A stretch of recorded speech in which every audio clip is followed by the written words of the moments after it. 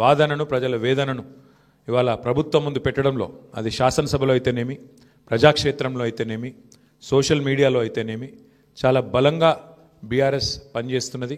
మా పని ఇట్లాగే భవిష్యత్తులో కూడా కొనసాగుతూనే ఉంటుంది. ఎందుకంటే ఈ ఉప ఎన్నికల్లో కూడా మేము నిజాయితీగా కొట్లాడినాం. ప్రజా సమస్యలనే కేంద్ర బిందువుగా చేసుకొని ప్రజలనే ఎజెండాగా చేసుకొని ఎన్నికల్లో డెఫినెట్గా చిత్తశుద్ధితో నిజాయితీగా మేము కొట్లాడినాం.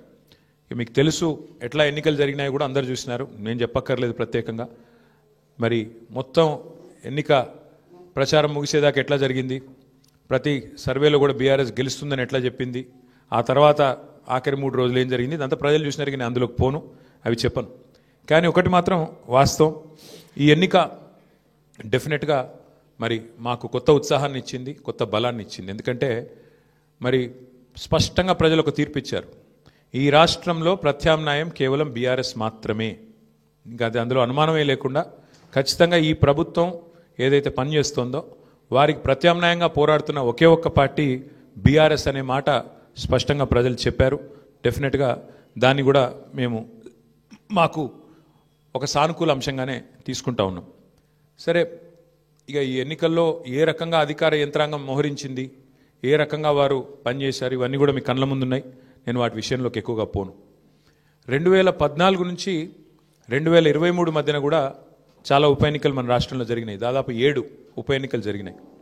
ఈ 7 ఉప ఎన్నికలు పాలేరు కానీ, నారాయణ ఖేడ్ కానీ, హుజూర్ నగర్ కానీ, దుబ్బాక కానీ, నాగార్జున సాగర్ కానీ, హుజూరాబాద్ కానీ, మునుగోడు కానీ, ఈ అన్ని ఉప ఎన్నికల్లో మీరు ఆ రోజు కనుక గమనించినట్టయితే అప్పటి ప్రతిపక్ష పార్టీ కాంగ్రెస్ పార్టీ, ప్రధాన ప్రతిపక్ష పార్టీ, ఒక్క ఉప ఎన్నికల్లో కూడా గెలవలేదు. 7 ఉప ఎన్నికల్లో మేము దాదాపు అన్ని గెలిచాం. దాదాపు 5 గెలిచాం, ఒక 2 ఓడిపోయాం అంతే తప్ప మరి ప్రతిపక్షంలో ఉన్న కాంగ్రెస్ పార్టీ ఆనాడు ఒక్క ఉప ఎన్నికల్లో గెలవకపోయినా చివరికి మళ్ళీ 2023 సార్వత్రిక ఎన్నికల్లో వారు విజయం సాధించారు, గవర్నమెంట్ కూడా ఫామ్ చేశారు. అట్లాగే మధ్యలో జిహెచ్ఎంసీ ఎన్నికలు వస్తే కూడా, గ్రేటర్ హైదరాబాద్ కార్పొరేషన్ ఎన్నికల్లో కూడా మరి ప్రతిపక్షంలో ఉన్న కాంగ్రెస్ పార్టీకి ఆనాడు కేవలం 1-2 కార్పొరేటర్ సీట్లు వచ్చిన విషయం కూడా ఒక్కసారి గమనంలోకి తీసుకోవాలని చెప్పి కూడా నేను కోరుతా ఉన్నా. అట్లాగే ఈ ఎన్నికల్లో ముఖ్యంగా ప్రజల తరపున వాదన బలంగా వినిపించగలిగాం. ఎన్నికల ఎజెండాను ఖచ్చితంగా నిర్దిష్టంగా బలంగా ప్రతిపక్షంగా మేమే సెట్ చేయగలిగాం.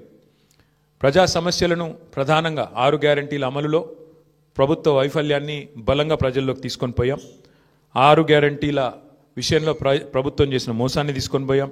హామీల ఎగవేతను బాకీ కార్డుల రూపంలో ప్రధాన చర్చగా చేయగలిగాము. ఇది బీఆర్ఎస్ సాధించిన విజయంగా మేము భావిస్తూ ఉన్నాం. అట్లాగే మేము అనవసరపు అంశాల జోలికి పోలేదు. కులము, మతము వీటి పేరు మీద డైవర్షన్ రాజకీయాలు చేయలేదు. బూతులు అసలు మాట్లాడలేదు. ఆఖరికి ప్రభుత్వంలో ఉన్నవాళ్ళు ఫ్రస్ట్రేట్ అయిపోయి బూతులు మాట్లాడినా మేము మాత్రం బూతులు మాట్లాడలేదు. కేవలం ప్రజా సమస్యల గురించే మాట్లాడాం.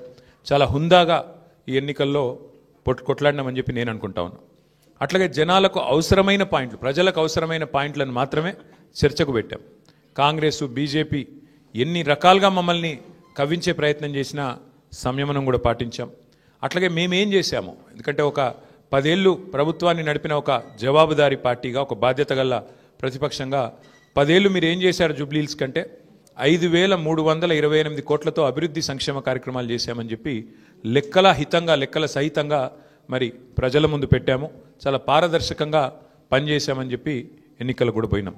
అట్లాగే కాంగ్రెస్ ఎగ్గొట్టిన వాటిని కూడా లెక్కలతో సహా ఇంటింటికి తీసుకొని పోయాం బాకీ కార్డుల ద్వారా. అట్లాగే ప్రజా సమస్యలు, బస్సు ఛార్జీల పెంపు మీద నిరసన చెప్పాము. బస్తీ దవాఖానాలు విజిట్ చేసి ప్రభుత్వ యంత్రాంగంలో చలనం తీసుకొచ్చాము. హైడ్రా విధ్వంసం మీద, ప్రభుత్వంలో ఉన్న పెద్దల ద్వంద్వ ప్రమాణాల మీద, డబుల్ స్టాండర్డ్స్ మీద కూడా ప్రభుత్వాన్ని ఎండగట్టగలిగాం. ఆటో అన్నల సమస్యలను కూడా ప్రభుత్వం దృష్టికి తీసుకురాగలిగినాం. వాళ్ళ తరపున కూడా గట్టిగా మాట్లాడినాం. హైదరాబాద్లో రోడ్ల దుస్థితి విషయంలో కూడా ప్రభుత్వాన్ని కదిలింపజేయగలిగినాం. శాంతి భద్రతల విషయంలో కూడా మా నిరసన గట్టిగా చెప్పాం. ఈ రకంగా ప్రజా సమస్యలనే కేంద్ర బిందువుగా మా పార్టీ ఎన్నికల ప్రచారాన్ని చాలా హుందాగా నిర్వహించింది. తద్వారా ప్రభుత్వం కూడా మాట్లాడక తప్పని అనివార్యత కల్పించాం. చివరికి 2 ఏళ్లలో ఒక్కసారి కూడా మరి సమీక్ష చేయని ముఖ్యమంత్రి గారు ఆఖరి ఎలక్షన్ ముందు రోజు 6 గ్యారంటీల మీద సమీక్ష చేయక తప్పని పరిస్థితి కూడా వచ్చింది అంటే ముమ్మాటికి అది బీఆర్ఎస్ విజయమే. అట్లాగే 2 ఏళ్లుగా మైనారిటీకి మంత్రివర్గంలో స్థానం లేదు.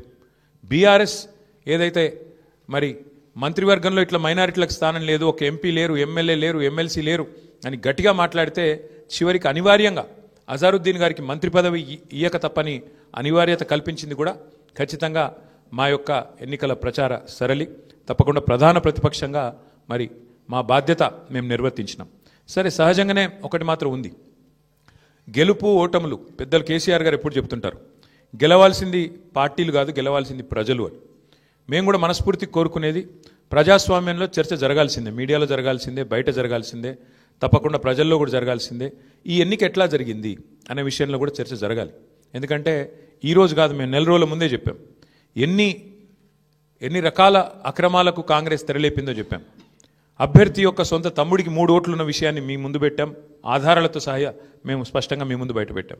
ఎన్నికల కమిషన్ అడిగాం, కోర్టుకు పోయాం, ఎన్ని ప్రయత్నాలు చేయాలో అన్ని ప్రయత్నాలు పారదర్శక